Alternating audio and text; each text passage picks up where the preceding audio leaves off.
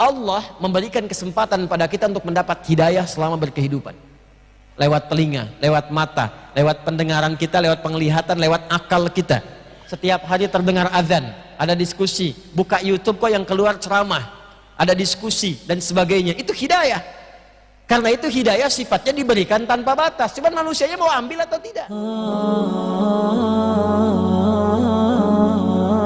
Dahulu orang belajar Al-Quran seperti tadi dikemukakan ba'da maghrib menjelang isya, memosisikan Al-Quran itu sebagai pedoman berkehidupan yang langsung difirmankan oleh Allah dan diperintahkan kepada Rasulullah SAW untuk, ingat ini kalimatnya, disampaikan dan diajarkan kepada umatnya. Ingat ya, bukan hanya disampaikan, tapi disampaikan dan diajarkan kepada umatnya. Al-Quran ini sudah viral sebelum kedatangan Nabi Muhammad SAW. Itu sudah viral tentang berita kedatangan nabinya dan berita tentang ayat-ayat yang akan dibawa dan diajarkan oleh beliau. Dari mana kita bisa mengetahui? Di antara bukti validnya adalah doa Nabi Ibrahim dan Nabi Ismail alaihi wassalam ketika tuntas meninggikan bangunan Ka'bah, lalu kemudian keduanya berdoa di dekat Ka'bah itu. Di antara sekian doa yang dipanjatkan, nanti diabadikan di Quran surah kedua Al-Baqarah di ayat 129. Keduanya berdoa, a'udzubillahi minasyaitonirrajim, bismillahirrahmanirrahim, Rabbana wab'ats fihim rasulam minhum. Nah, tidak sampai sini kalimatnya. Kalau sampai sini berarti yang diutus cuma rasulnya saja. Tapi selanjutnya yatlu alaihim ayatika. Yatlu alaihim, perhatikan kalimatnya, ayatika wa yu'allimuhumul kitaba wa yu'allim, mengajarkan, wa yu'allim, kalimatnya ingat ya, wa yu'allimuhumul kitaba wal hikmah wa yuzakkihim innaka antal azizul hakim. Saya tadi ulang-ulang ingin menegaskan, bukan tidak hafal, tapi ingin menegaskan kalimat yang saya garis bawahi.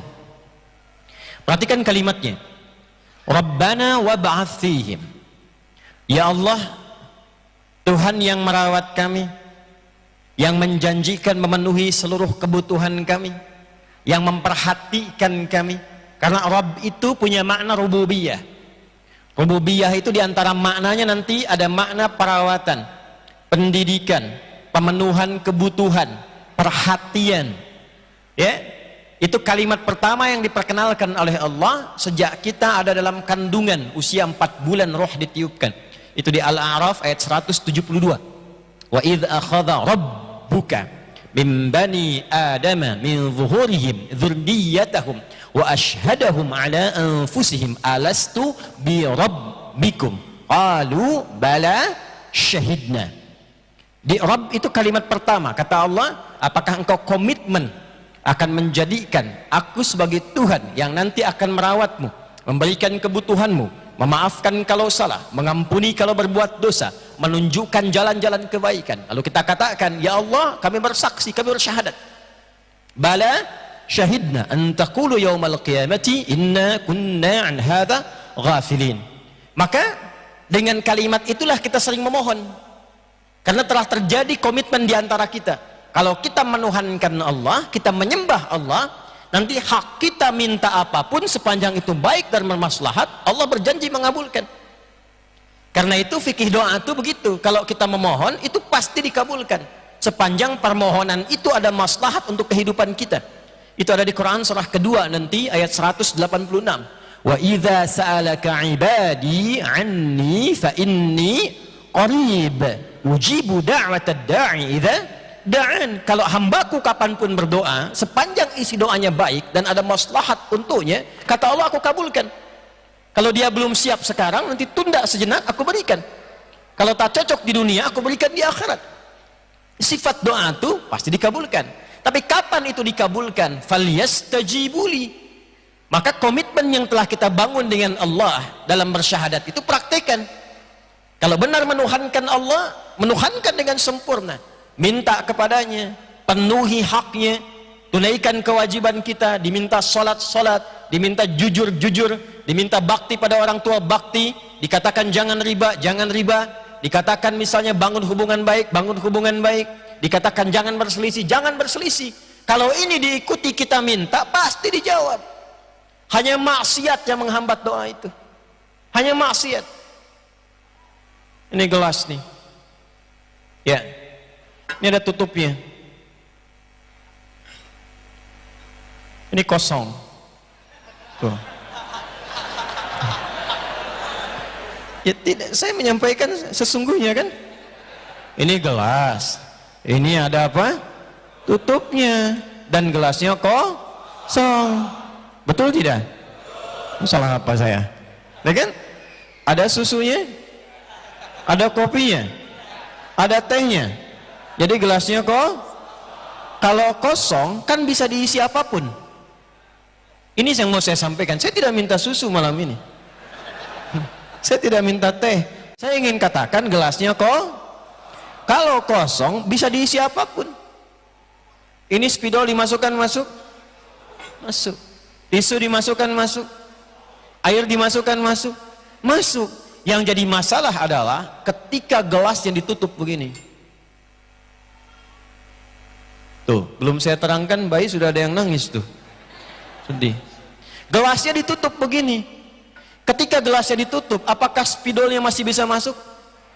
Kita memang mencoba memasukkan ini, tapi berbalik tak masuk. Bukan kita tidak mau masukkan, kita masukkan cuman nggak masuk. Dimasukkan pakai tisu nggak masuk, bukan tidak memasukkan, dimasukkan nggak masuk. Itulah maksiat.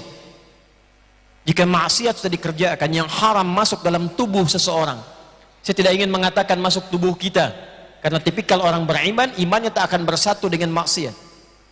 Kalau seseorang mengerjakan maksiat masuk ke dalam dirinya, itu yang menjadi sekat.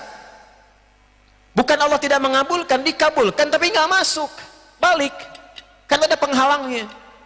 ثم ذكر الرجل يطيل السفر أشعث أغبارا يمد يديه إلى السماء فقال يا رب فقال رسول الله صلى الله عليه وسلم أن يستجاب لذلك فمطعمه حرام مشربه حرام ملبسه حرام وغذي بحرام. Nabi mengisahkan tentang seorang lelaki menempuh perjalanan jauh yang diniatkan untuk ibadah itu mengabulkan doa. Mengabulkan doa, ingat, 2 kali lebih cepat dibandingkan dengan orang diam. Anda datang ke sini dengan niatnya betul-betul untuk ibadah. Anda datang ke sini niatnya untuk sholat. Anda datang ke sini niatnya untuk menuntut ilmu, tidak ada yang lain. Bukan nyambi. Akhi, ketemuan yuk. Di mana? Di Masjid Ad-Du'a saja sambil ta'lim. Agendanya ketemuan, ya, ta'limnya nyambi. Nah, yang dimaksud bukan ini, yang dimaksud murni ta'lim, yang dimaksud murni untuk ta'allum, yang dimaksud murni untuk ibadah. Maka berlaku hadis Nabi sallallahu alaihi wasallam ma rawahu Abu Darda, yang diriwayatkan oleh sahabat Abu Darda radhiyallahu taala anhu, kemudian dikutip oleh Al-Imam Ibnu Majah rahimahullahu taala dalam kitab Sunannya. Faqala haddatsana qala Rasulullah sallallahu alaihi wasallam man salaka tariqan yaltamisu fihi ilma sahhalallahu lahu tariqan ilal jannati wa innal malaikata la tad'u ajnihataha ridan li talibil ilmi. Kalau ada orang menempuh perjalanan sekalipun di jalannya berliku, tariq itu beda dengan syariah. Syariah itu jalan depan lebar, luas, nyaman. Tariq itu kadang jalan bisa sempit, bisa panjang tapi berliku. Kadang naik turun, kadang nggak kelihatan ada lubangnya, kadang nggak mudah, di tengah-tengah ada hujan, itulah tariq. Tapi nggak sia-sia, nanti ditampakkan di akhirat. Ya, sekarang ilmu yakin, ainul yakinnya saat sakaratul maut, hakul yakinnya saat pulang kembali kepada Allah. Nanti saat sakaratul maut ditampakkan hasilnya, pahala itu ditampakkan sebelum meninggal. Kalau ingin cepat lihat silahkan, ya. Tapi nggak mungkin kecuali mendekati ajal. Ya, mendekati ajal, maka ditampakkan itu, ada pahalanya. Ya, kata Nabi sallallahu alaihi wasallam diperintahkan malaikat catat. Setiap langkahnya, peluhnya, keringatnya dicatat untuk meringankan langkah dia ke surga. Hadisnya belum selesai. Dan setiap malaikat diperintahkan membentangkan sayapnya, memberikan ridha kepada penuntut ilmu itu. Sejak dia keluar dari rumahnya, dari kantornya, dari jalannya, di antara makna ridha malaikat itu mengaminkan doa yang ia mohonkan kepada Allah. Maka di jalan isi dengan zikir, isi dengan doa. Nah ini orang ini dikisahkan oleh Nabi SAW menempuh perjalanan, dan itu cepat mengabulkan doa seharusnya. Yang kedua, yamuddu yadaihi ilas sama, dia mengangkat tangannya ke langit. Ya, saya share sedikit cara mengangkat tuh kan macam-macam ya. Ada yang begini ada, nanti ada yang satu telunjuk yang khatib Jumat begini ada, ya kan? Nah kalau kita berdoa biasa itu salah satunya bisa, ini karena saya pegang mic bisa, adik bangun sebentar. Ya, pegangkan sedikit. Nah, kurang lebih seperti ini ya. Nah, kelihatan? Belum saya mulai, belum diapa-apakan, bagaimana bisa kelihatan? Anda luar biasa, belum saya mulai udah kelihatan. Imannya kuat sekali nih. Nah, ini ya, ini tangan nih. Ya, yang depan, kanan kiri kelihatan ini. Oke. Nah, seperti ini. Ini disatukan begini. Ya, paling gampangnya begini. Ini kan ada garis-garis nih di kanan kita nih. Kiri ada garis-garis. Kalau saya kebiasaannya menyatukannya pas tuh ketemu garisnya. Tarik ke sini. Sini. Jelas? Ini yang dimaksud yamuddu yadaihi ilas sama. Nanti semakin tinggi permintaan, misalnya kasusnya itu kasus luas, tinggi seperti istisqa, minta hujan. Nah, itu semakin naik biasanya begini. Dan bukan menutup tapi kebuka begini. Tapi yang standar tuh begini. Jelas? Nah, ini yamuddu yadaihi ilas sama, mengangkat tangannya ke langit, maksudnya mengarah begini. Nah ini orang yang berdoa dengan mengangkat tangan, jazakallahu khair, itu dalam fiqih, dalam hadis diisyaratkan lebih cepat dikabulkan dibandingkan dengan yang diam, yang tidak mengangkat tangan. Tapi nanti ada kondisi-kondisi kapan mengangkat tangan dan seperti apa. Hadisnya innallaha hayyun karimun. Ada seorang berkonsultasi pada Nabi sallallahu alaihi wasallam, "Ya Rasulullah, bagaimana kalau saya berdoa mengangkat tangan?" Kata Nabi, "Bagaimana kalau ada orang meminta kepadamu dengan menjulurkan tangannya? Begini, tolong Pak, tolong." Kata orang itu, "Ya Rasulullah, saya malu kalau saya nggak kasih." Maka Allah lebih peka dan sangat merasa malu kalau ada hambanya menengadahkan tangannya dan tidak mengabulkan. Sepanjang itu baik dan bermaslahat. Ketiga, dengan al-asma'ul husna. Al-asma'ul husna, orang itu berkata ya Rabb, ya Rabb. Berdoa dengan al-asma'ul husna, diawali dengan al-asma'ul husna, menyebut namanya sesuai dengan kebutuhan kita. Allah punya beragam nama yang dikenal dengan al-asma'ul husna, bukan sekedar untuk dihafalkan, tapi nama-nama itu mencakup semua kebutuhan kita dan kita bacakan sesuai kebutuhan. Misal memohon rizki, ya Allah ya Razzaq. Memohon ilmu, ya Allah ya Alim. Memohon diberikan kekuatan dan kesabaran atas musibah, ya Allah ya Sabar. Dimohon diberikan solusi dari persoalan yang menjangkiti, ya Allah ya Al-Fattah. Di semua jenis masalah kita, solusinya minta pada Allah dengan nama itu. Dalilnya Quran surah ke-17 dari ayat 110 itu. Ya, Allah berfirman, "Qul ud'ullaha aw ud'ur rahman, ayyamma tad'u falahul asmaul husna." Kalau anda punya masalah, kata Allah, hambaku, kalau engkau punya masalah, minta sebut namaku Allah. Atau minta Ar-Rahman, atau pilih nama dari Al-Asma'ul Husna sesuai dengan kebutuhanmu. Gak harus kita minta semua. Ya, sebut salah satu nama yang sesuai dengan kebutuhan kita. Dan laki-laki yang dikisahkan di awal tadi, dia melakukan 3 pekerjaan ini, menempuh perjalanan jauh, mengangkat tangannya plus memulai dengan al-asma'ul husna. Tapi apa jawaban Nabi? Bagaimana doamu bisa dijawab sampai kepadamu sementara pakaianmu ini asalnya dari maksiat? Anna yustajabu lidzalika mat'amu haram. Ya, makanannya dari sumber yang haram, masyrabu haram, minumannya dari sumber yang haram, malbasu haram, pakaian dari sumber yang haram. Apa enggak malu sama Allah datang ke masjid berdoa, ya Allah, berikan aku solusi dari masalahku, sementara pakaian dikenakan hasil dari korupsi.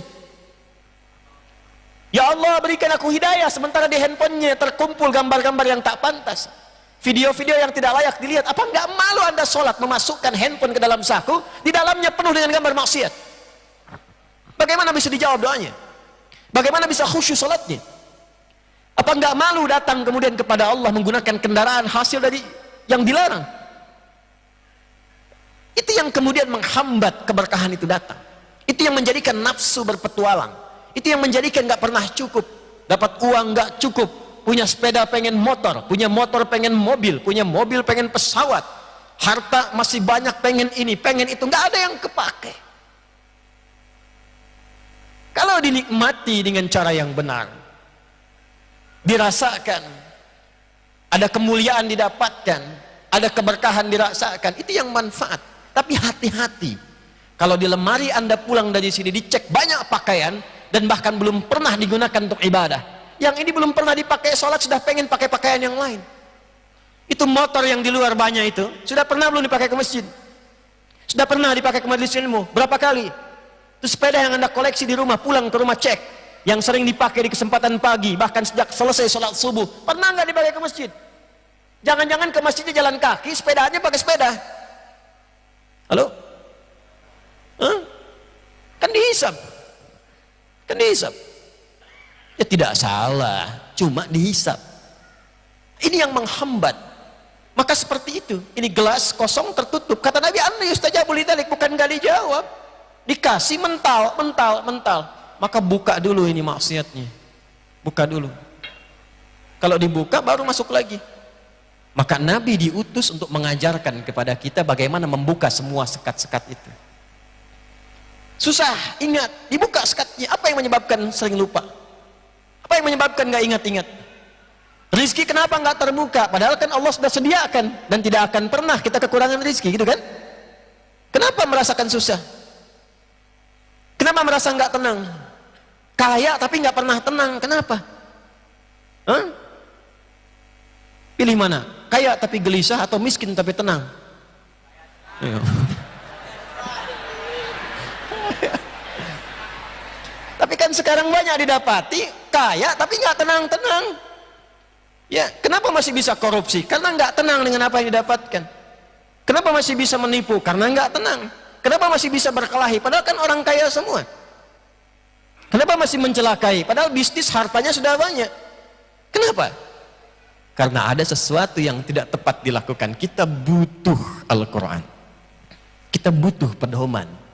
Karena orang dulu itu kayanya luar biasa. Tapi mereka menikmati kehidupannya. Dan yang paling membahagiakan adalah hidupnya terhormat, jasanya dikenang, asetnya masih ada sampai saat ini, dan jaminannya dari lisan Nabi surga. Dan kayaknya level ketiga. Level ketiga, tiga itu kan tertinggi. Yang standar itu kan kaya. Naik di atas itu kaya banget. Yang ketiga, kebangetan kayanya. Kaya banget, kebangetan kayanya. Uthman bin Affan kenal? Ayo kenal. Saya terakhir kemarin waktu berangkat umrah itu, hotelnya sudah jadi. Hotelnya jadi di Madinah itu. Tulisannya wakaf Uthman bin Affan radhiyallahu taala anhu. Wakafnya Uthman, kapan wakafnya? 15 abad yang lalu, punya hotel sekarang. Ya. Itu dari barokah apa? Membeli sumur, membeli kebun, lalu diwakafkan, masyarakat bisa menikmati abadi. Sampai sekarang tertulis namanya hotelnya Uthman. Dan beliau menantu Nabi, kaya, jadi pemimpin, masuk surga. Ya, ada orang kaya enggak, ya kan? Sahabat Nabi bukan, menantu Nabi jauh, ya kan? Berharap surga Firdaus, ya, tapi kehidupan jauh gitu. Ya, saya nggak bisa mengungkapkan, saya nggak punya kosakata yang aneh-aneh gitu ya. Tapi intinya cita-cita masuk surga, tapi perilaku dan bekal jauh dari itu. Ya, bagaimana bisa tercapai? Maka kita butuh petunjuknya seperti apa. Karena Quran itu abadi dan dijamin sampai sekarang. Allah yang menjamin kok. Semua petunjuknya di setiap zaman pasti dibutuhkan, dan gak akan pernah kita keluar dari semua bimbingan itu. Makanya Allah jaga satu-satunya kitab di muka bumi yang terjaga dari mulai bacaannya, hurufnya, gak pernah tertukar ayatnya, titiknya sampai detik ini dari segi bacaannya, cuma Al-Quran. Silahkan cek Al-Baqarah ayat pertama apa? Alif Lam Mim. Dari zaman Abu Jahal sampai abu-abu yang sekarang dibacanya tetap sama. Tetap sama. Alif Lam Mim, Alif Lam Mim. Dulu belum ada harakat. Bukankah dulu ada alam nashrah ya? Laka sadrak. Tulisannya kan alif lam dengan mim juga kan? Tapi nggak pernah ketukar sampai sekarang. Alam nashrah, alam nashrah, alam alam, alif lam mim, alif lam mim. Sampai sekarang. Nggak ada yang beda titiknya, nggak ada yang beda hurufnya, nggak ada yang beda cara bacanya. Semua serupa Al-Quran. Tapi intinya adalah isinya. Kata Nabi Ibrahim, Nabi Ismail alaihissalam, ya Allah, mohon nanti utus seorang Rasul yang termulia, yang paling istimewa, yang paling hebat, yang dijanjikan itu lahirnya di dekat tempat yang paling istimewa di muka bumi, dekat Ka'bah. Saya sering mengajarkan dan menerangkan ini, tidak ada satupun Nabi Rasul lahir yang kelahirannya dekat Ka'bah tempatnya kecuali Nabi Muhammad sallallahu alaihi wasallam. Dan itu didoakannya oleh Nabi Ibrahim dan Nabi Ismail jauh sebelum masa kelahirannya. Muhammad sallallahu alaihi wasallam bin Abdullah bin Abdul Muttalib bin Hashim bin Abdul Manaf bin Qusay bin Murrah bin Kilab bin Ka'ab bin Ghalib bin Fihr bin Malik bin Nadar bin Kinanah bin Khuzaimah bin Mudrikah bin Ilyas bin Nizar bin Mudar bin Ma'ad bin Adnan bin Addi bin Adri bin Muqawwam bin Nahur bin Tarikh bin Ya'rub bin Yasjub bin Nabit bin Ismail alaihissalam bin Ibrahim alaihissalam. 29 sampai 30 generasi sebelum kelahiran Nabi Muhammad sallallahu alaihi wasallam. Ayo ulangi. Ya, satu generasinya itu bisa ratusan ribuan tahun. Sudah didoakan. Makanya tadi saya katakan di awal, Al-Quran itu ayat-ayatnya itu sudah dimohonkan dan sudah viral informasinya. Sebelum kedatangan Nabi Muhammad, setiap para nabi itu ada komitmen. Ya. Wa idh akhadna mitsaqan nabiyyina lama ataitukum min kitabin wa hikmatin thumma ja'akum rasulun musaddiqun lima ma'akum la tu'minunna bihi wa la tansurunna qala aqrartum ala dhalikum isri ya qalu bala syahidna qala fashhadu wa ana ma'akum minasyahidin. Perjanjian semua, enggak ada nabi rasul dilantik kecuali membenarkan risalah Nabi Muhammad sallallahu alaihi wasallam. Dan apa yang dimohonkan dengan kemuliaan nabi itu, yang paling intinya adalah petunjuk yang dibawanya. Yatsdu alaihim ayatika. Bukankah isi Al-Quran semuanya kita sebut ayat? Al-Fatihah berapa ayat? 7. Al-Baqarah berapa ayat? Intinya semua isi Quran itu ayat. Sekarang persoalannya, apa artinya ayat? Ayat itu jamak dan tunggalnya disebutkan setidaknya kurang lebih 64 kali dalam Al-Quran. Ayat sering diterjemahkan dengan tanda. Padahal tanda itu ada banyak. Yang paling viral itu 2. Ada alamat, ada ayat. Alamat itu dari bahasa Arab, diserap ke dalam bahasa Indonesia. Tanda yang mendekatkan pada tujuan, itu alamat. Di mana alamatnya Masjid Ad-Du'a di W Halim, jalan sekian-sekian koordinatnya. Tahu alamatnya, cepat sampai ke tujuan. Tak tahu alamatnya, putar-putar, pusing-pusing, belum tentu sampai ke tujuan. Itu alamat. Tapi ayat tidak disebutkan bahkan dalam bahasa Arab kecuali tanda yang mendekatkan kepada Sang Pencipta. Tanda yang mendekatkan kita kepada Allah disebut dengan ayat. Al-Quran kenapa semua isinya disebut dengan ayat? Karena setiap kali kita berinteraksi dengan Al-Quran, keadaan kita menjadi lebih dekat dengan Allah. Itu yang dimaksud Quran surah ke-8 di ayat yang kedua. Innamal mu'minuna alladzina idza dzukirallahu wajilat qulubuhum wa idza tuliyat 'alaihim ayatuhu zadathum imana wa 'ala rabbihim yatawakkalun. Jadi ayat itu menjadikan kita lebih dekat. Nah, yang paling menarik adalah kata Nabi Ibrahim, Nabi Ismail alaihissalam, ya Allah, nanti utus seorang nabi, lahirnya dekat tempat Ka'bah yang mulia ini dari kalangan masyarakat yang ada di sini.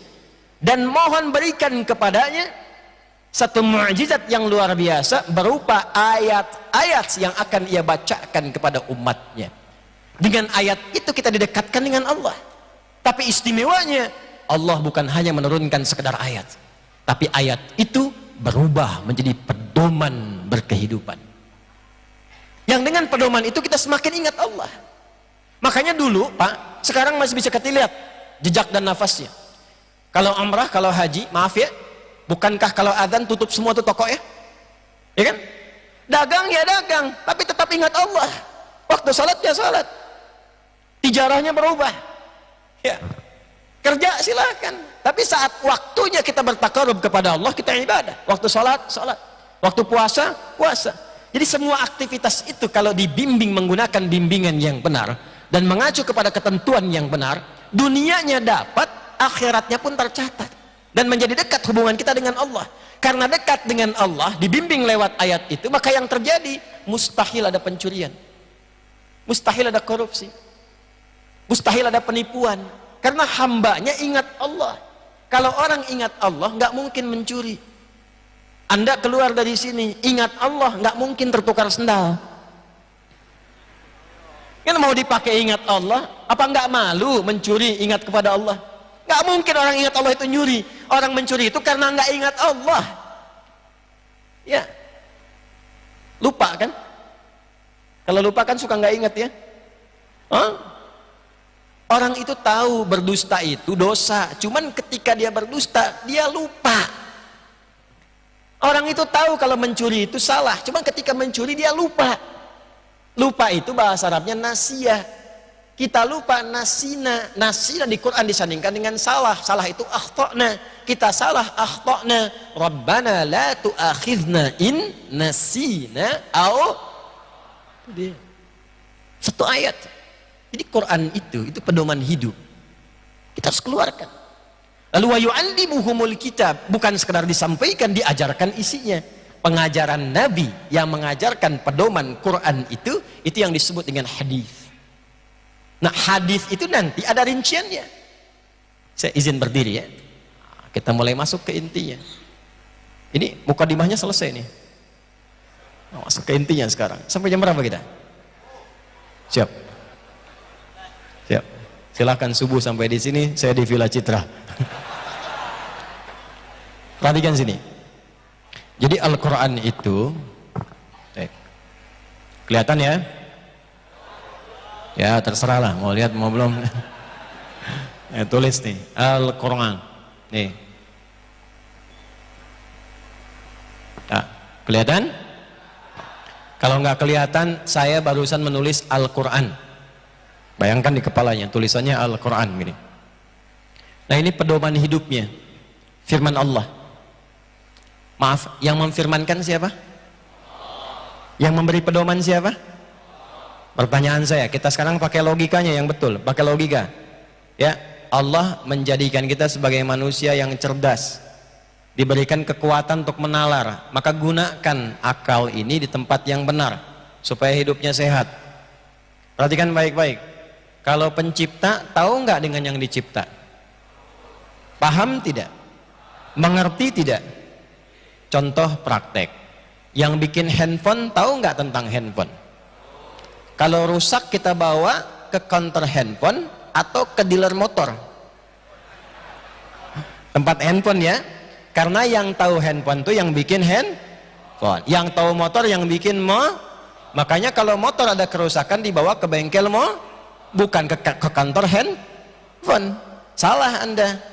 Maaf saya ada kerusakan nih. Apa? Ini spare partnya motornya rusak, tapi dibawanya ke counter HP. Anda nggak sehat. Jelas ya? Dari sini Allah pencipta kita bukan? Saya tanya, kita manusia bukan? Coba lihat dulu masing-masing.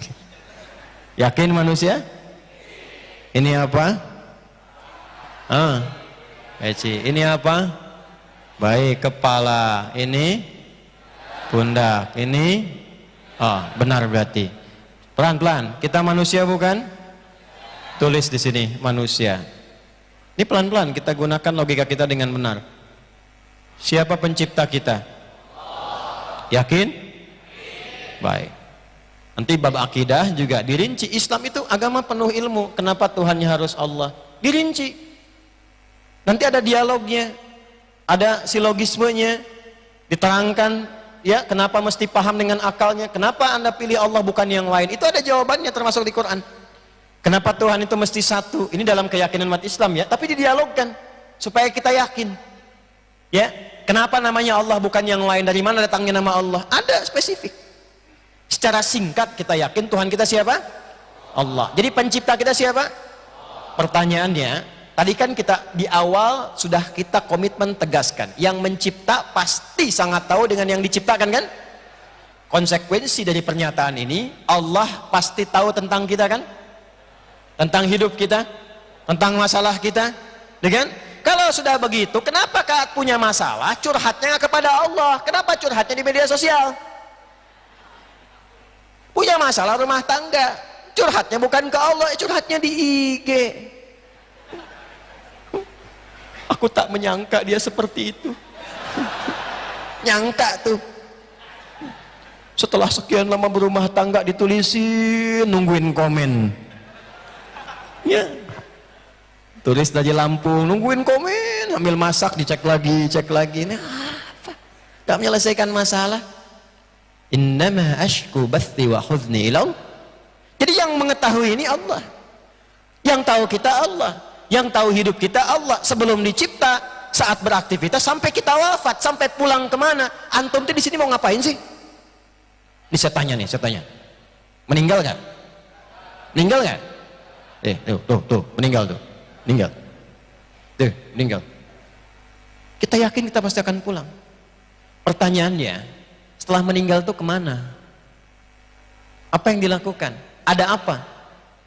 Terus di sini selama ini ngapain? Kalau mau meninggalkan dunia, kan mau ditinggalkan. Bekalnya apa? Masa kita mengerjakan sesuatu di tempat yang akan kita tinggalkan, tapi nggak punya bekal ke tempat yang akan kita kunjungi?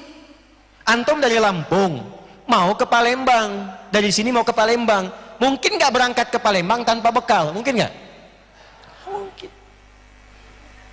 Mungkin berkehidupan di sana kalau nggak ada bekal? Nggak mungkin. Orang kalau mau bepergian pasti nyiapkan bekalnya. Anda kan yang ada di sini nggak dari satu tempat. Dari Lampungnya mungkin beda-beda. Ada yang dari Metro, ada yang dari Damar, ada yang dari Natar, ada yang dari macam-macam. Boleh jadi juga mungkin ada yang dari luar kota datang ke sini. Nggak mungkin Anda ke sini kalau nggak ada bekal. Mustahil. Nah, kita diminta berpikir cerdas. Kita kan akan meninggalkan dunia ini. Bekal apa yang dibawa ke tempat yang akan kita kunjungi? Tapi bersyukurnya sebagai muslim, di Islam itu paling komplit. Setelah meninggal dunia dijelaskan, cara meninggalnya dijelaskan, pilihan mau yang menenangkan atau mau yang tegang disampaikan, pindahnya kemana dijelaskan, tempatnya namanya kubur, sifatnya barzah, afala ya'lamu idza bu'thira ma fil, suasananya seperti apa. Nggak ada satupun kitab suci yang merinci keterangan di setiap alam kecuali Al-Quran. Silahkan cek, ini menunjukkan bahwa Al-Quran bukan buatan manusia. Al-Quran itu firman. Yang berfirman siapa? Allah. Kenapa difirmankan? Secara singkat adalah, ini pedoman hidup kita ada di sini. Lalu dipilih Nabi Muhammad SAW, diutus Muhammad SAW sampaikan pedoman hidup ini. Dipilihlah Nabi Rasulullah SAW, Muhammad SAW.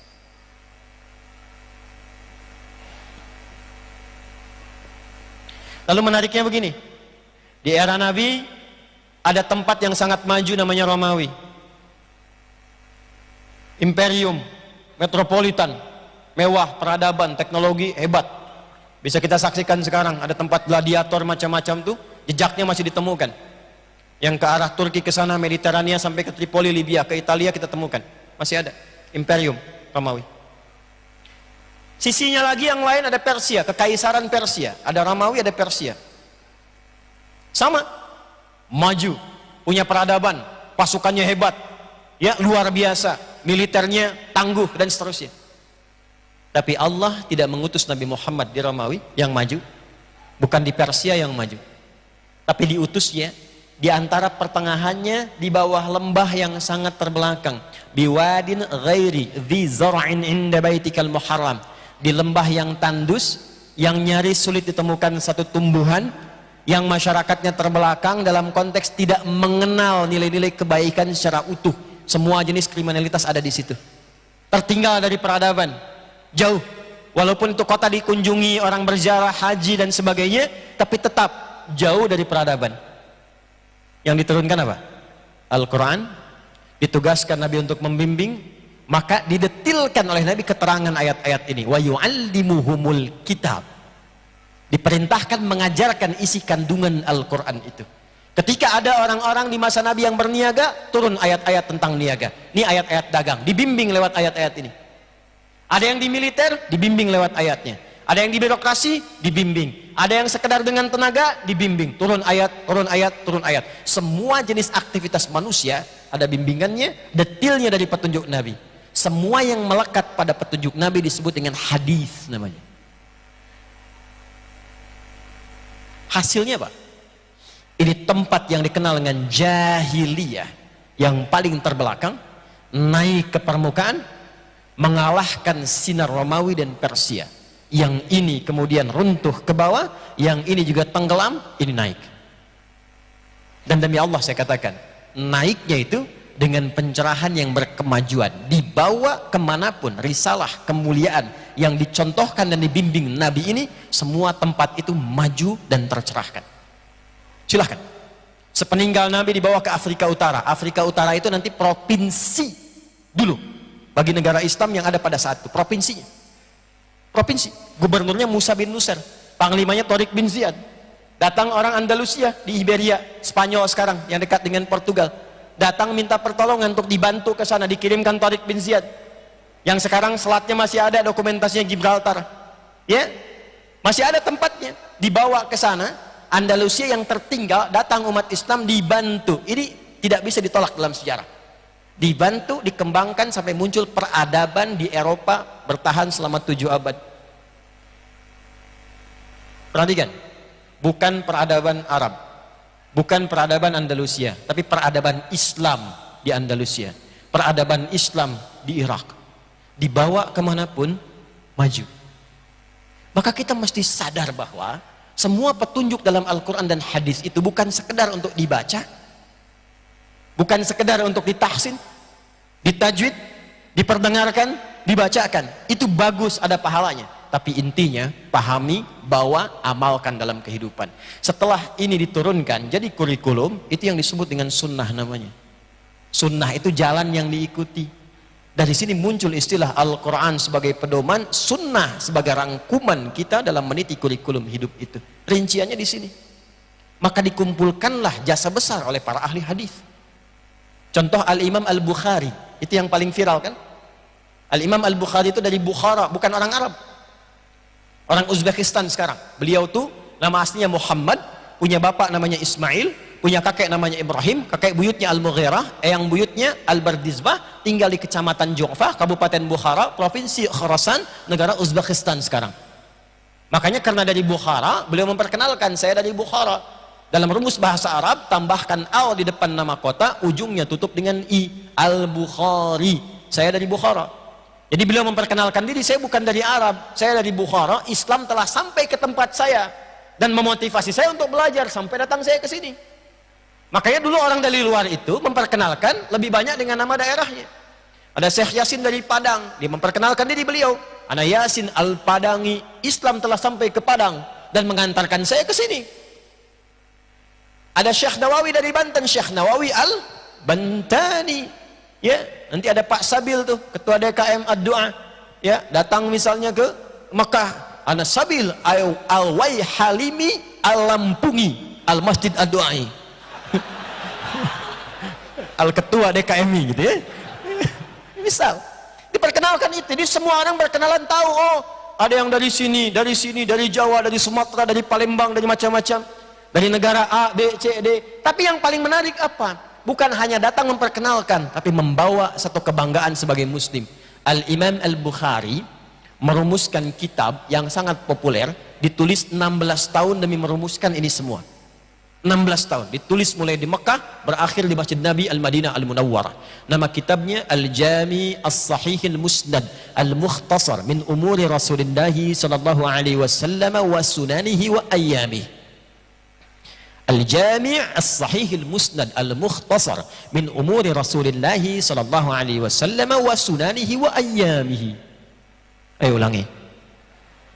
Karena kepanjangan kita singkatlah dengan nama Sahih Al-Bukhari. Tapi nama aslinya Al-Jami'. Jami itu jenis kitab hadis yang menghimpun banyak tema, banyak topik. Ternyata beliau mengumpulkan ayat-ayat Quran dan hadis-hadis Nabi Muhammad SAW, dibuatlah kemudian diklasifikasikan jadi 97 topik. Begitu Pak cara berinteraksinya ngaji hadisnya Pak. Di situ tuh ada 97 tema. Nah, tema ini dibuat sebagai kurikulum kehidupan. 97 topik. Kata beliau, Al-Jami' As-Sahih, isinya telah saya cek tersambung benar. Musnad tersambung kepada Nabi sallallahu alaihi wasallam. Al-Mukhtasar, saya nggak bertele-tele kata beliau. Yang beliau turunkan di setiap ngaji kitab itu kita temukan ayat Qur'annya apa? Ayatnya dulu. Ya, setelah itu hadisnya. Kalau diperlukan penjelasan dijelaskan sekilas. Kitab Badul Wahyi yang pertamanya, kitab tentang turunnya wahyu. Dari mana taunya Nabi Muhammad itu seorang nabi, buktinya apa? Dibahas dulu. Itu jenius beliau. Sebelum kita membahas 96 topik yang lainnya, harus yakin dulu Nabi Muhammad itu seorang nabi. Dari mana taunya beliau nabi? Apa buktinya seorang nabi itu? Tandanya apa? Sehingga nanti tidak diklaim bahwa ini hanya rekayasa semata. Dan setiap orang bisa mengklaim dirinya nabi. Standarnya apa? Maka bagian pertama dibuat tentang kitab Badul Wahyi, tentang standar awal wahyu, untuk memberikan tanda standar kenabian. Jadi kalau ada yang ngaku-ngaku nabi di era kapanpun, sampai kekinian pun, cek dengan parameter ini, cek ukurannya dengan ini. Kalau sesuai dengan ini, nabi. Tapi kalau nggak sesuai, nggak mungkin nabi, dan nggak akan pernah ada yang sesuai dengan tanda-tanda ini. Karena ketika Nabi Muhammad SAW meninggal dunia, maka statusnya sudah khatamin nabiyyin. Kata Nabi, la nabiyya ba'di. 2, kitabul iman, kitab tentang iman. Pernah merasakan iman naik turun? Halo, pernah naik turun? Baik, kalau sedang naik semangat sholatnya, semangat tahajudnya ya. Belum adzan subuh sudah bangun ya. Halo, belum sholat subuh sudah sholat ya. Iya. Kacau itu. Iya kan? Semangat ya. Senin puasa ya. Ya, Kamis puasa kan? Semangat kan? Tapi kalau sedang turun, sedang futur, jangankan sholat sunnah, fardu bisa terlambat ya. Halo? Sholat bisa nggak fokus ya? Subuh berapa rakaat? Kadang bisa 1. Ya karena nggak sadar kemana-mana. Ya, lisannya Allahu Akbar tapi di pikirannya proyekku Akbar. Ya, WA belum dibalas, SMS belum dijawab, status belum diupdate. Kata Nabi, hatta la yash'urul musalli kam rakatan yusalli, sampai ada orang sholat lupa berapa rakaat sedang menunaikan sholatnya. Ada yang begitu? Dah, saya gitu aja. Kalau sedang turun kan, maka beliau menghadirkan kitabul iman. Topik yang kedua tentang iman, 57 hadis di kitabul iman.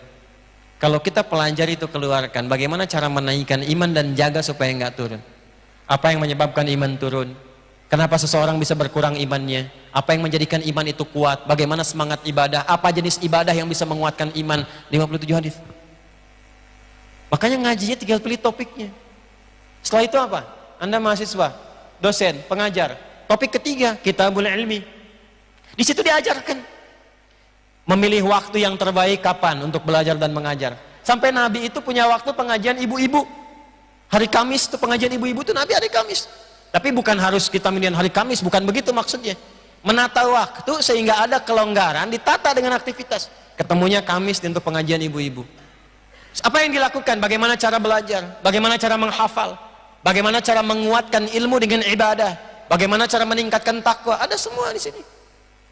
Ayatnya apa? Hadisnya apa? Yang bisnis, kitabul buyu', kitab tentang niaga, ya, tentang jual beli. Keluarkan itu. Bagaimana menghindari riba? Bagaimana berniaga yang berkah? Bagaimana mendapatkan keuntungan yang berlipat tapi Allah memberkahi di dalamnya? Ada. Semua sukses. Dan ini dari mulai kehidupan sampai alam kubur, sampai kembali pada Allah Subhanahu wa taala, 97 topik. Nah, kita tuh seperti ini harusnya. Dan demi Allah saya katakan, tidak ditemukan masalah apapun di setiap zaman dan generasi kecuali jawabannya selalu ditemukan di sini. Al-Qur'an, Sunnah. Al-Qur'an, Sunnah. Itulah yang diajarkan para ulama kita. Maka Quran itu solusi. Sunnah itu solusi. Kalau digabungkan Al-Quran itu solusi, maka kita temukan Aqsa, Al-Quran, Sunnah, solution. Jelas sampai sini?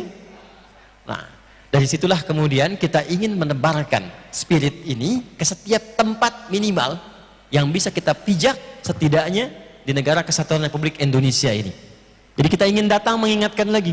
Itulah kita adakan roadshow dari Aqsa, datang ke Lampung, datang ke Padang, Sumatera Barat. Insya Allah nanti kita akan ke Aceh, insya Allah ke Kalimantan. Yang tanya-tanya kalau saya mau ke Lampung, Kalimantan kapan, Aceh kapan? Sabar insya Allah, ada waktunya. Kami ingin ingatkan, nanti kita akan bangun kelas-kelas yang diintegrasikan. Insya Allah, sebentar lagi di sini juga ada sekolah nanti insya Allah. Ya, diturunkan. Jadi saya tidak menginginkan Quran hanya ada di mushaf, Quran hanya ada di hafalan, bagus, ada pahalanya. Tapi kalau nggak pernah kita praktekkan dalam kehidupan, kita tidak akan merasakan nikmatnya menjadi manusia Qurani. Untuk itu, cara memulainya adalah kita mulai dari Al-Fatihah, bahas setiap ayatnya, dapatkan petunjuknya, bawa pulang dengan mengamalkannya. Siap? Nah, mari kita mulai dengan satu ayat saja malam hari ini. Mungkin kita bahas satu bagian saja. Ini baru kita mulai nih. Tadi mukadimah yang kedua. Anda minta sampai subuh sih. Nggak, kita batasi ya, paling maksimal 8:30 kita selesai dengan semua doa dan sebagainya, paling maksimal. Ayat ke-26 kita sudah bahas dari Al-Fatihah sampai Al-Baqarah ayat 25 di pertemuan yang lalu dalam kajian Al-Quran Sunnah Solution. Mohon izin, kalau saya datang ke Lampung lagi di waktu malam Jumat, maka berlaku hukum kajian Aqsa. Apa itu kajian Aqsa hukumnya? Yaitu setiap yang ikut kajian ini harus membaca dan menghafalkan ayat yang akan dikaji. Jadi kalau kita bahas ayat 25, nanti masuk ke sini kita sudah hafal ayat 25 itu satu ayat saja. Satu ayat saja. Siap? Ya. Nah, kalau Anda ke Bekasi, nanti di setiap pintu itu ada musyrif penjaga. Baru boleh masuk ke dalam setelah setoran ayat. Ya, kalau belum hafal boleh datang, tunggu di luar. Nah, itu untuk memotivasi, ya. Tapi kalau belum hafal juga boleh masuk, boleh. Disesuai dengan hafalan, kuat depan, ya. Hafalan agak belakang dikit. Untuk motivasi. Jadi kalau ditanya di yaumul hisab ada usahanya. Ada usahanya. Baik. A'udzubillahi minasyaitonirrajim. Bismillahirrahmanirrahim. Di tempat ini saya akan merangkum dulu ayat 1 sampai 25 dengan cepat. Setelah itu kita lihat diri kita posisinya ada di mana. Hadirin sekalian, dalam kita berkehidupan kita akan temukan 4 kualifikasi manusia. Ada berapa? 4 kualifikasi manusia berdasar keyakinannya pada Al-Quran sebagai petunjuk berkehidupan, plus berdasar karakter dalam menjalani kehidupan. 1, akan ada orang baik. Jadi Anda ketemu di kantor, baik. Jadi tetangga, baik. Jadi pasangan hidup, baik. Dan ini orang yang paling ideal. Jadi kalau berumah tangga, berpasangan gak akan menyulitkan. Berteman akan terus mendampingi dalam suka dan duka dan membahagiakan. Jadi tetangga, keberkahannya akan terasakan. Dan ini orang baik yang sejati. Nah, orang baik yang sejati ini oleh Allah disebut dengan kalangan takwa. Orang-orang yang bertakwa. Ini golongan pertama. Dzalikal kitabu la raiba fihi hudal lil muttaqin. Apa ciri orang baik ini yang menghasilkan kemuliaan tadi? Ya, orang-orang ini standar pertamanya adalah beriman. Alladzina yu'minuna bil ghaib. Jadi kalau Anda ingin mencari pasangan, Anda ingin berteman, Anda ingin cari tetangga, cari tempat untuk tinggal, pertama kali kalau ingin keadaan hidup itu menenangkan, jauh dari persoalan-persoalan yang menggelisahkan, maka cari orang yang beriman. Jelas? Nanti ada standarnya iman juga, karena terkualifikasi nanti. Kalau sudah menemukan orang beriman, ini beriman nih, beriman, maka lihat standarnya. Kapan disebut beriman? Wa yuqimunas shalah. Minimal dia bisa menjaga waktu sholat dengan sempurna yang fardu, yang pokok. Tulis begini bentuknya. Salat tuh ada begini, alif, lam, shad, lam, alif, ta, begini. Ada alif, lam, shad, lam, waw, kemudian alif, ta, maftuhah, begini. Ada alif, lam, shad, lam, waw, kemudian fathah tegak, ta, begini. Kalau yang ini sekali salat. Kadang-kadang alifnya diganti dengan waw, tapi bentuknya begini salat. Kalau yang begini, alif, lam, sod, lam, waw, alif, ta, yang nggak melihat di papan tulis, bisa dituliskan keterangan Al-Baqarah ayat 238. Quran surah kedua ayat 238, paling kanan sebelah atas di mushaf. Hafidhu 'alas sholawati. Bentuknya begini. Nah, ini yang dimaksud salat fardu, 5 waktu salat. Ya. Rumusnya 24 4 3 4. 2 subuh, 4 zuhur, 4 asar, 3 maghrib, 4 isya. Ini salat fardu. Kalau begini, alif, lam, sod, lam, waw, fathah tegak, tak, begini. Ini artinya semua jenis salat yang mampu dikerjakan. Yang pokok yang fardunya 5, di luar yang ini pun masih bisa dilakukan. Tahajud, duha, salat mutlak, rawatib, itu maksudnya. Kalau Anda ingin menemukan teman sejati, teman yang baik, kata Al-Quran, pilih orang beriman yang dia menunaikan sholat dengan baik, bukan sekedar menjaga fardunya, tapi juga menjaga sholat-sholat sunnah yang menyertainya. Kalau yang fardu kan standar, tapi kalau Anda sudah menemukan orang rajin sholat duha, rajin tahajud, rajin rawatibnya, itu bisa dipastikan tanda pertama kebaikan melekat pada dirinya. Dari pasangan, ada wajah-wajah yang kelihatan belum menikah, ya, insya Allah ya, insya Allah ketemu jodohnya, dimudahkan, ya minimal sebelum kiamat 2 hari lah, ya. Ya kan? Jadi statusnya saat meninggal sudah pernah menikah, sebelum kiamat kurang 2 hari, sehari lagi kan persiapan buat tobat ya. Itu kalau tahu, kalau enggak ya kita beramal sepenuhnya. Jelas? Baik. Kenapa nyambung ke situ itu? Sholat, maka cari yang sholat.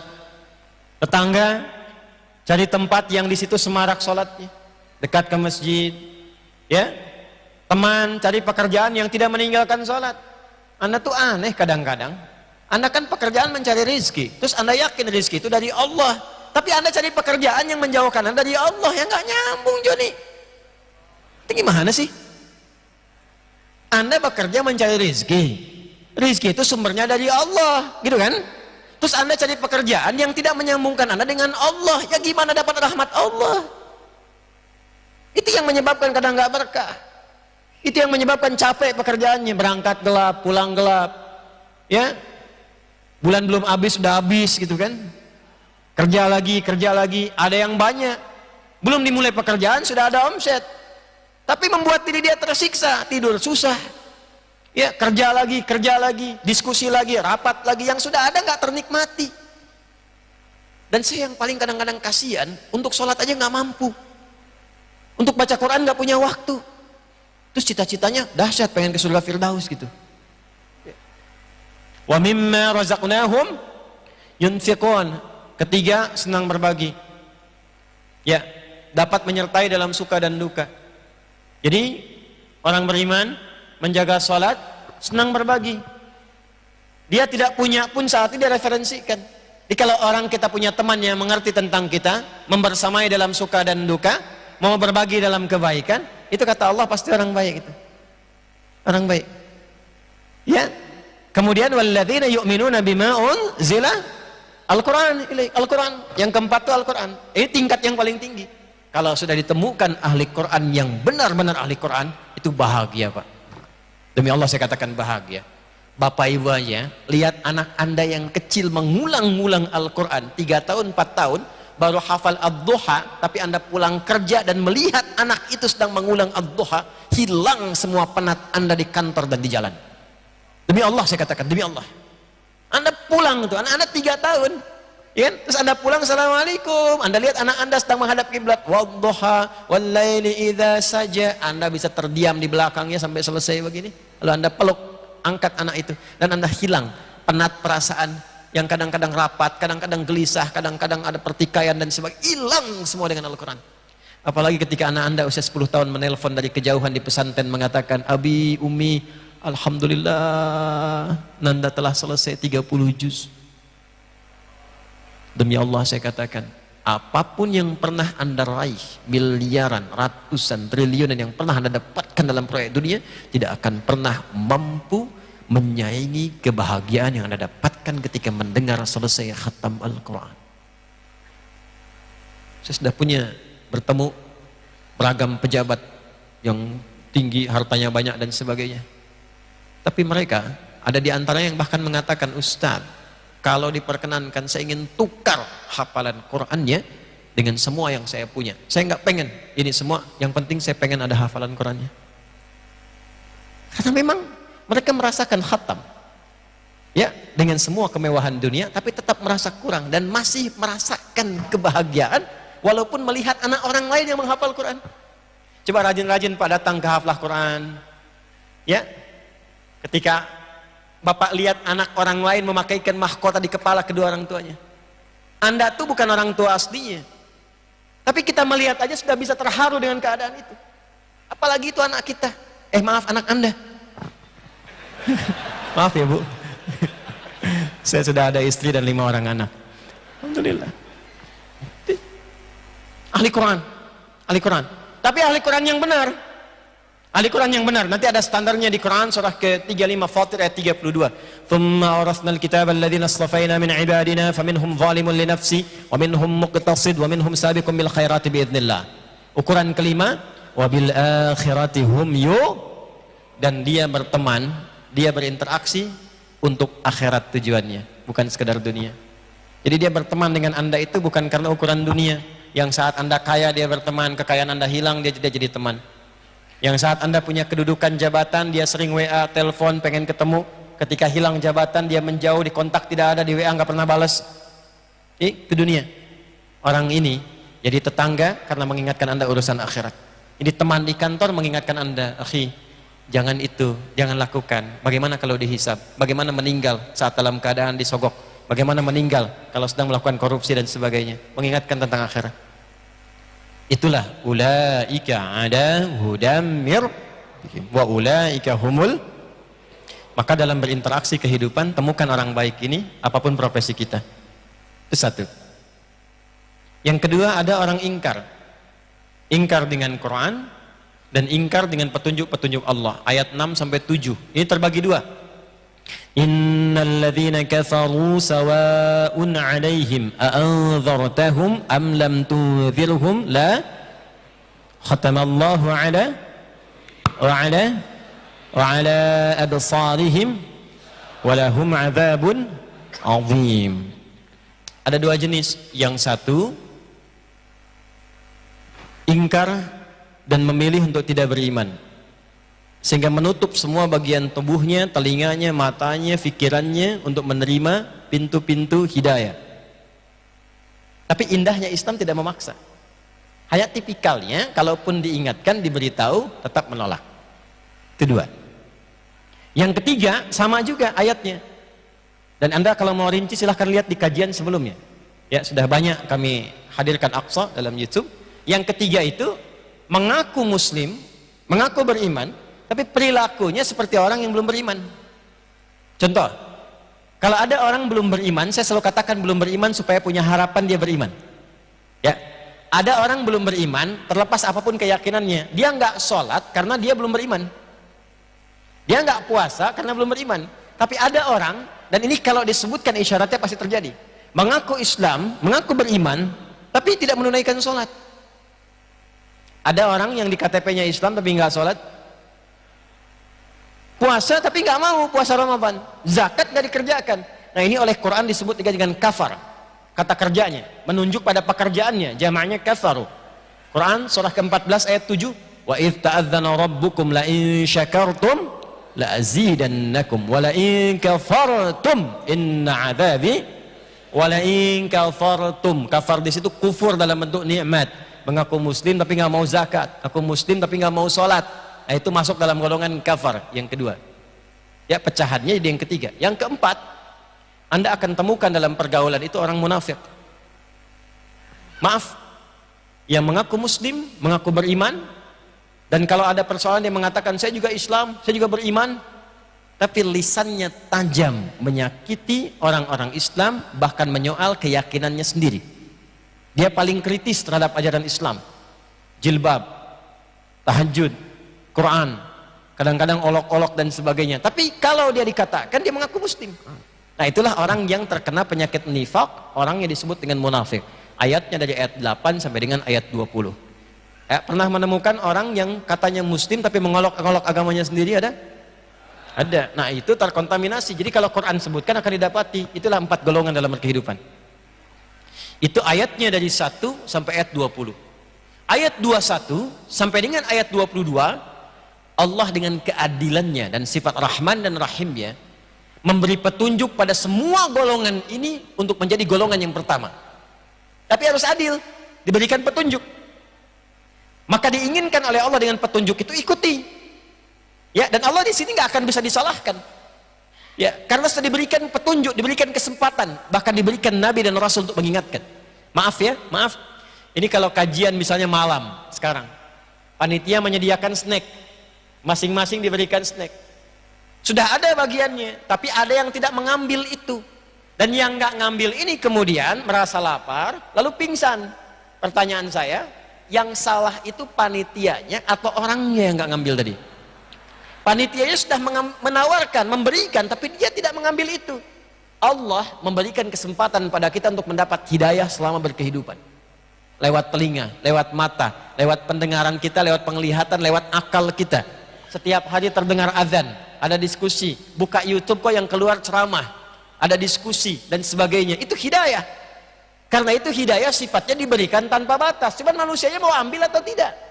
Itu yang dimaksud Quran surah ke-29 ayat yang terakhir. Walladzina jahadu fina lanahdiyannahum subulana. Kalau Anda mau cari, mau dapatkan itu, mau ambil itu, pasti Anda dapat hidayah Allah. Maaf, kalau telepon di sini berbunyi, terus sinyalnya nggak ada tuh. Suaranya ada nggak? Nggak ketemu kan? Tapi kan orang yang terima telepon tuh keluar cari sinyal kan? Halo? Cari sinyal kan? Kalau sedang telepon, sinyalnya hilang-hilang, Anda cari sinyal kan? Kalau sinyalnya dapat, maka kuat lagi kan? Itulah hidayah. Allah tebarkan sinyalnya dalam setiap keadaan. Cuman Anda mau ngambil nggak sinyalnya itu? Kok bisa sih lewat di jalan pulang kerja, kok kelihatannya masjid orang ke masjid orang sholat? Kenapa harus lewat situ? Kan bisa Anda lewat tempat lain. Kenapa harus lewat situ? Itulah hidayah. Tapi Anda mampir nggak? Sholat nggak? Anda lihat mau tayangan YouTube, bahkan ada yang mau lihat maksiat. Tapi yang kebuka malah ta'lim. Terus diingatkan, jangan berbuat maksiat, cepatlah tobat. Kok bisa keluar itu? Ada seorang anak, ini rahasia ya, diantara kita aja ya. Tapi ini kisah nyata, Mungkin juga nonton gak apa-apa, saya juga pernah kisahkan. Anak baik, anak saleh, cerdas. IQ-nya bagus, punya keterbatasan. Karena pengen kuliah, nggak punya biaya, keterbatasan tinggi, akhirnya ketegangan memuncak dan sebagainya, memutuskan untuk mengakhiri hidup, membunuh diri. Tapi unik juga, supaya dosanya nggak terlampau banyak, tahajud dulu, tobat. Begitu tali dipasang, tahajud dulu, ngantuk ketiduran. Perhatikanlah bagaimana Allah memberikan hidayah. Ketiduran. Ini kisah nyata, anaknya langsung datang kepada kami.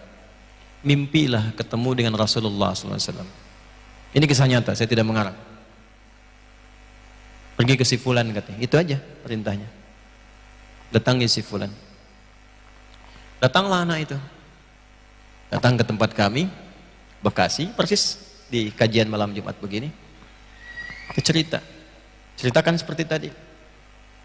Saya diminta menjumpai Ustaz. Saya bilang, apa pesannya Rasulullah SAW? Ya, pesannya temui Ustaz aja.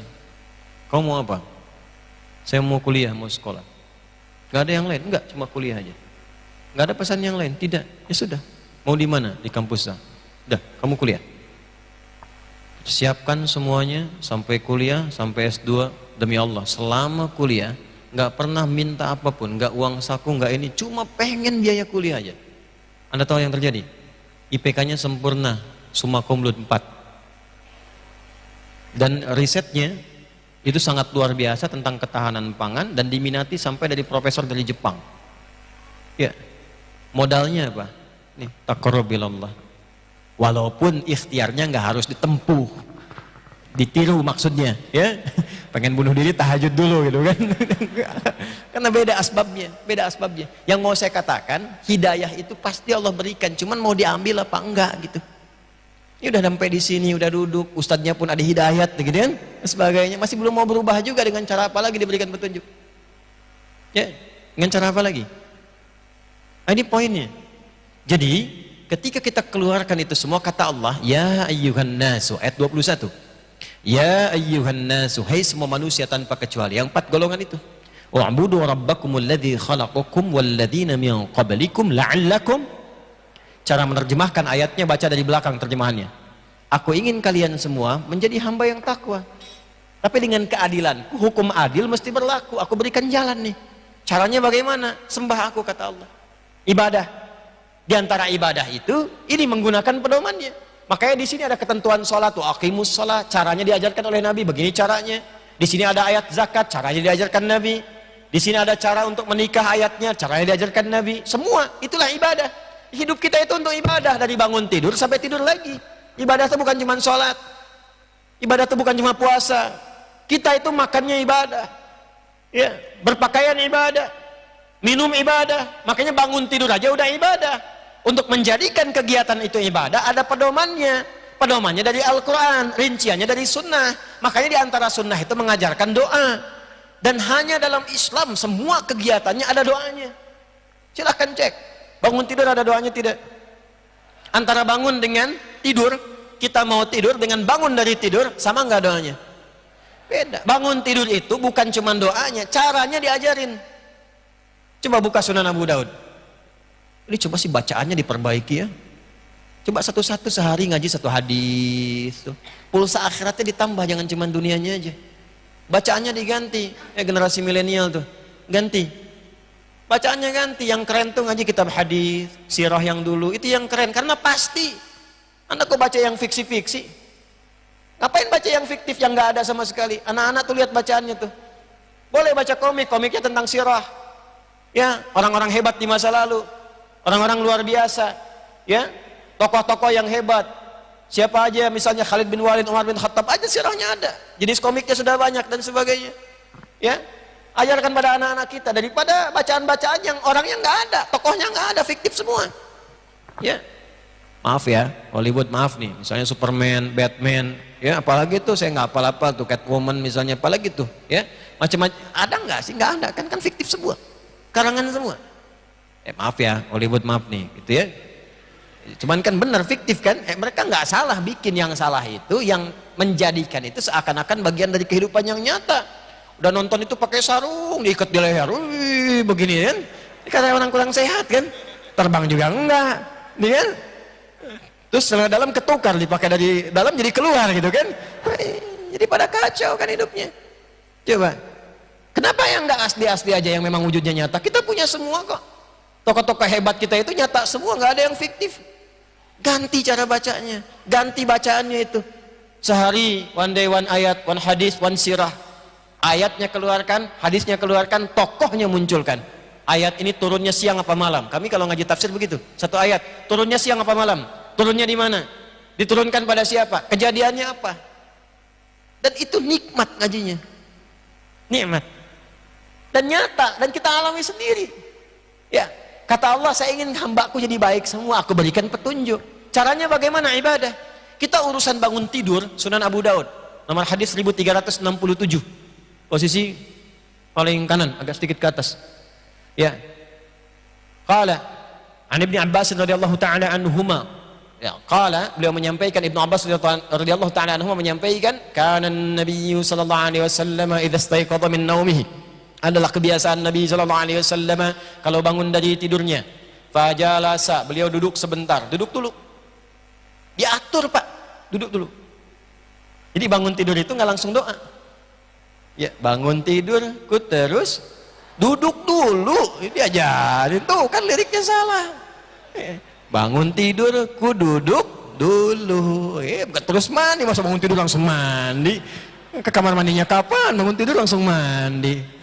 Bangun tidur, ku duduk dulu. Membersihkan, bukan bekas ngantukku, bukan tempat tidurku.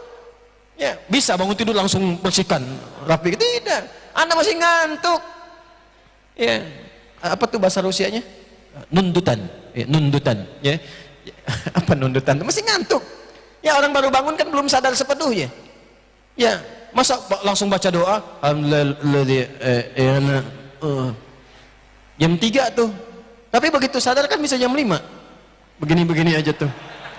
Pengalaman kan? Ya. Bangun tidur, kok hadis tuh begitu, duduk dulu, ajarin liriknya sama anak-anak kita. Bangun tidur, ku duduk dulu. Ya, membersihkan bekas ngantukku, famasah biyadihi min athari naumi. Itu hadis.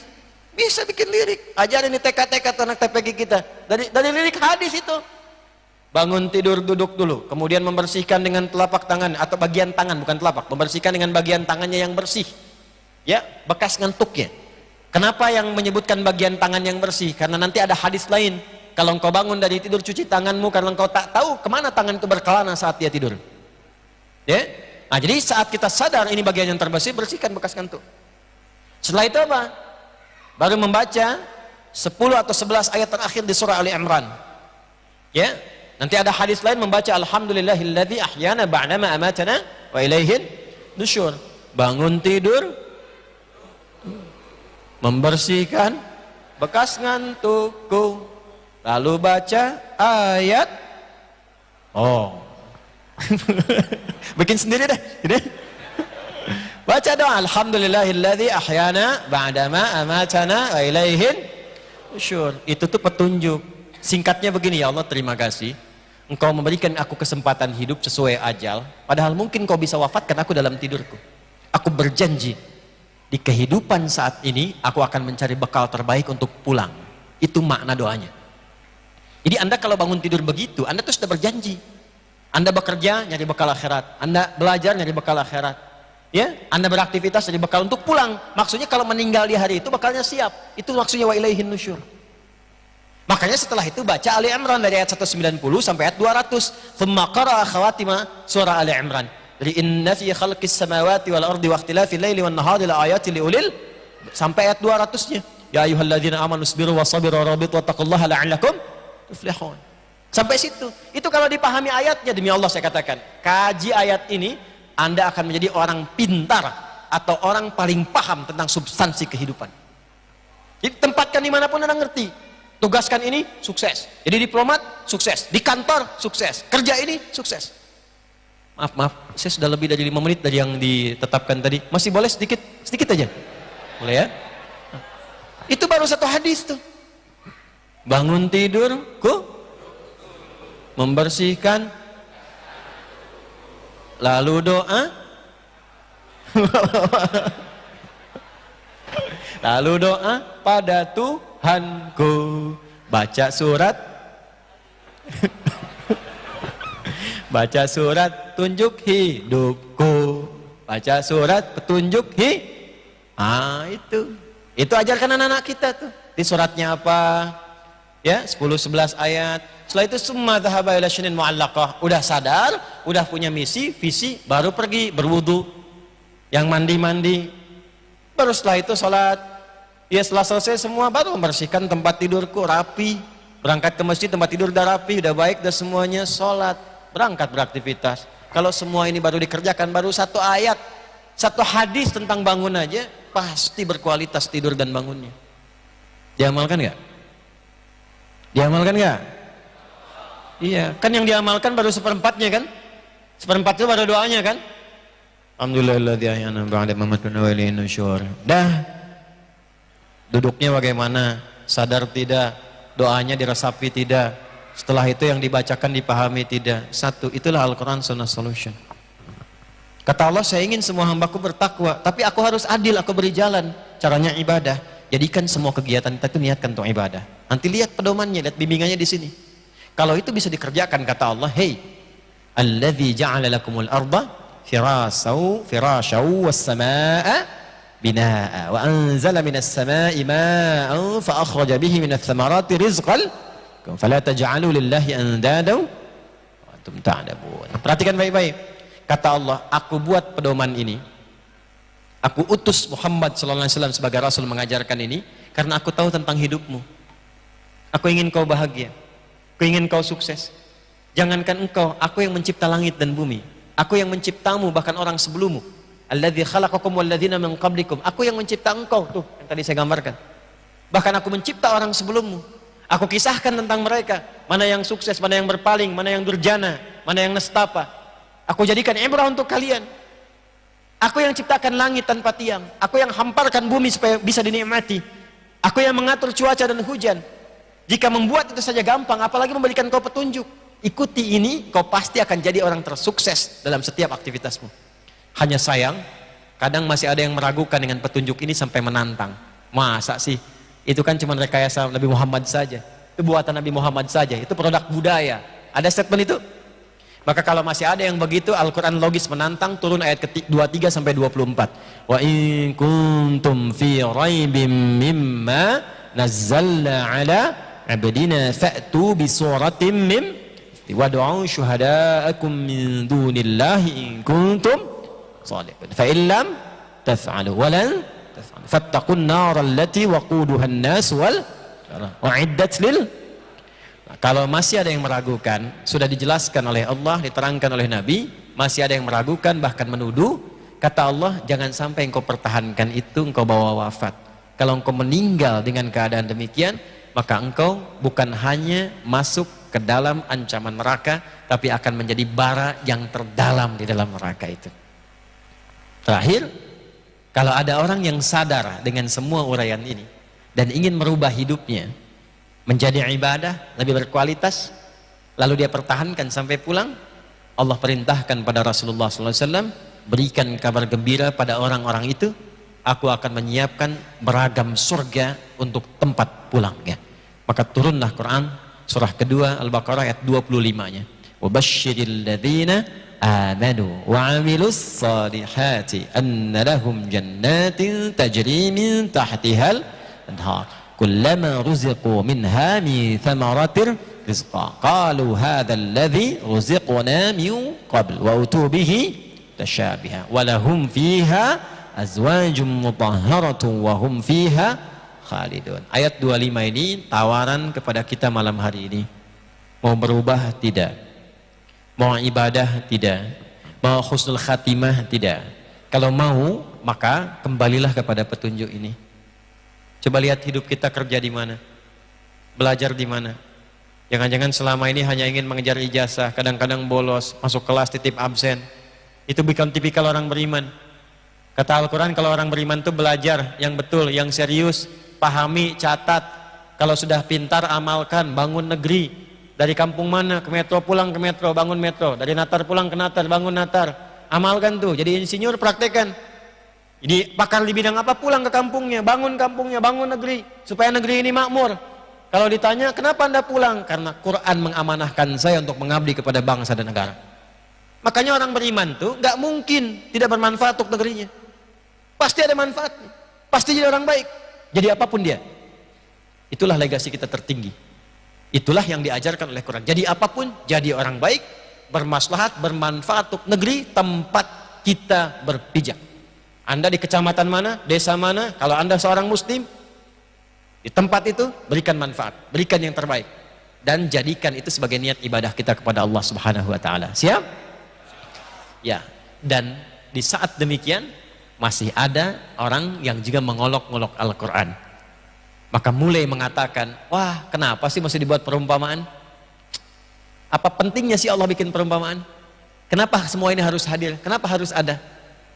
Maka dalam situasi itu Allah turunkan satu ayat yang sangat hebat yang menjawab nanti detilnya setiap persoalan-persoalan yang menguatkan logika. Ayat ini kalau kita kaji dengan dalam menjadikan logika kita makin kuat.